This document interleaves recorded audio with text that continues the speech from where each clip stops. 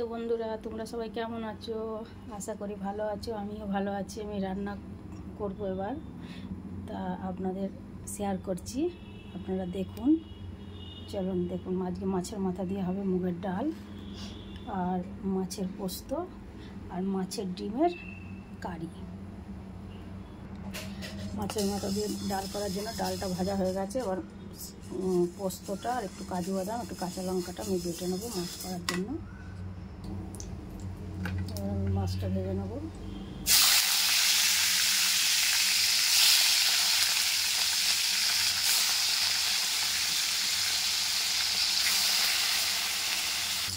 এবার মাছটা ভাজা হয়ে গেছে, আমি তুলব।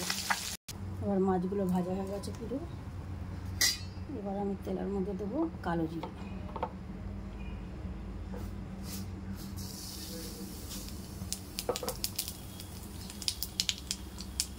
তারপর দেবো পেঁয়াজ। এবার পেঁয়াজটা ভাজা হয়ে গেছে, এবার টমেটোর কুচিটা দিয়ে দেবো। এবার হয়ে গেছে এগুলো ভাজা। এবার আমি পোস্ত আর কাজু বাদামটা দিয়ে দিচ্ছি।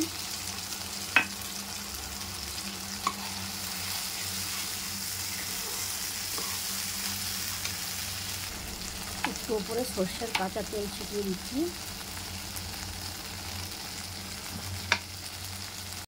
এবার যেটা পোস্তটা হয়ে গেছে কষানো, এই যে মিক্সি দেওয়ার জলটাই দেবো, বেশি জল দেবো না।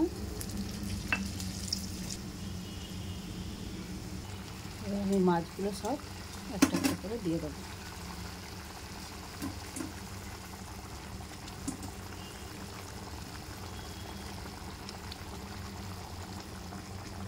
এবার 5 মিনিট একটু দুটো কাঁচা লঙ্কাও দিয়ে দিলাম।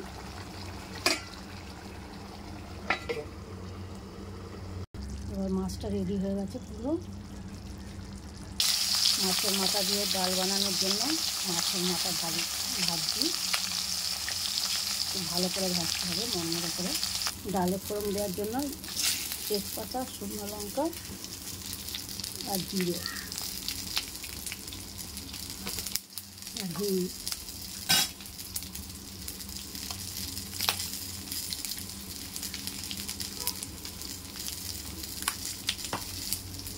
এবার আমি টমেটোটা দিয়ে দেবো, নুন, হলুদ আর একটু আমি আদা বাটা দিলাম। এবার ভালো করে কষাবো, এসে তারপরে ডালটা দেবো। এদিকে পাশে ডালটাও সিদ্ধ হয়ে গেছে, মশলাটাও হয়ে গেছে। এবার আমি ডালটা ঢেলে দেবো।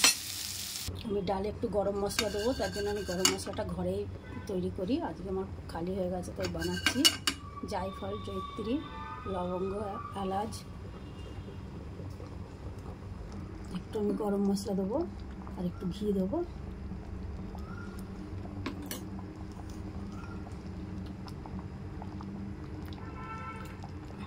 ঘি দিলাম।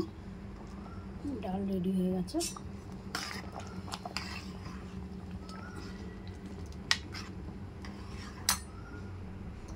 আমার রান্না এখনও রেডি হয়নি। মাছের পোস্ত হয়েছে, ডাল হয়েছে। এখন আমি উচ্ছে ভাজা করব, আর এটা ভাজা করব। মাছের ডিমের এটাও একটা কারি করব, আর একটা কুমড়োর তরকারি হবে।